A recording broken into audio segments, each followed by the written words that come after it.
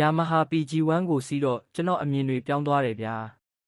အမှန်တိုင်းပြောရရင် Yamaha PG1 ကိုမစီးခင်တုန်းကကျွန်တော်သိပ်မထင်ထားဘူးလေဗျာဘီကတေးသေးလေးဗျာပါဝါကလည်း 115cc ပဲကိုဒီဇိုင်းကလည်းရိုးရိုးလေးမို့လဲပါတယ်ဘာများထူးမှလဲလို့တောင်တွေးခဲ့ဘူးတယ်ဗျဒါပေမဲ့တော့ဖွင့်ပြီးဆက်နိုးလိုက်တဲ့အချိန်ကစပြီးအဲ့ဒီအမြင်တွေကတဖြည်းဖြည်းပြောင်းသွားတော့တယ်လေလက်ကင်ကိုနည်းနည်းဆွဲလိုက်တာနဲ့အင်ဂျင်အတန်ကငြိမ်နေတယ်ဗျာအင်ဂျင်အလုတ်လုတ်ပုံကလည်းစမှုဖြစ်တယ်ဗျာကလပ်မလိုတဲ့ Semi Automatic Gear စနစ်ကြောင့်ဆိုင်ကယ်ပထမဆုံးစီးမဲ့သူတော့မခက်ခဲဘူးထင်တယ်လမ်းပေါ်ထွက်စီးကြည့်တော့ PG1 ရဲ့အရသာကစပီးမဟုတ်ဘူးတီးလိုက်ပြီလေဗျာအေးစစ်စစ်စီးရတဲ့ဖီးပဲဗျာထိုင်ကုန်ကထိုင်ရအဆင်ပြေတယ်ဟန်ဒယ်ဘားကလည်းမြင့်မြင့်လေးဖြစ်လို့ကိုနေဟန်ထားကတက်တောင့်တက်တာရှိတယ် traffic ထဲမှာလည်းတိုးရလွယ်တယ်ဗျာအန်ဟောစရာအကောင်းဆုံးကလမ်းကျန်းနေတဲ့နေရာတွေရောက်တဲ့အချိန်ပဲဗျရှေ့ဆက်စပင်းရှင်းနဲ့နောက်လျှော့ episode ဘာကမျောလင့်ထားတာထက်ကိုပိုကောင်းနေတယ်လေဗျာချိုင်းခွက်ကြောက်စရစ်မြေသားလမ်းတွေကိုဖျက်သွားတဲ့အခါဒီဆိုင်ကယ်ကဒီလောက်တောင်စီးလို့ကောင်းတာပါပဲလားဆိုပြီးကိုကျွန်တော်ပြန်မေးနေမိတယ်ဗျ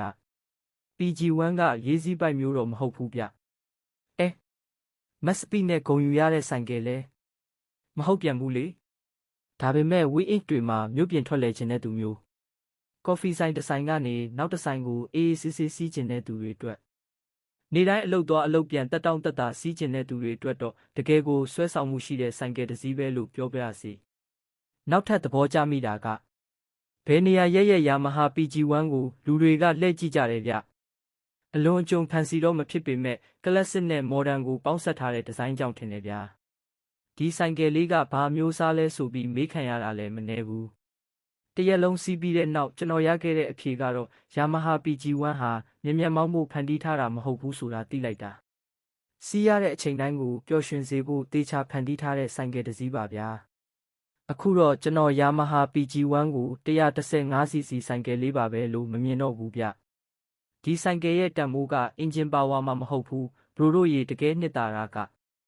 စီးရတဲ့ feeling မှာရှိတယ်ဆိုတာကိုကိုယ်တိုင်စီးကြည့်ပြီးမှပဲနားလည်သွားခဲ့တော့တယ်လေဗျာခင်ဗျားတို့ရော Yamaha PG1 ကိုကြိုက်ကြလားပြောသွားကြပါဦးဗျာ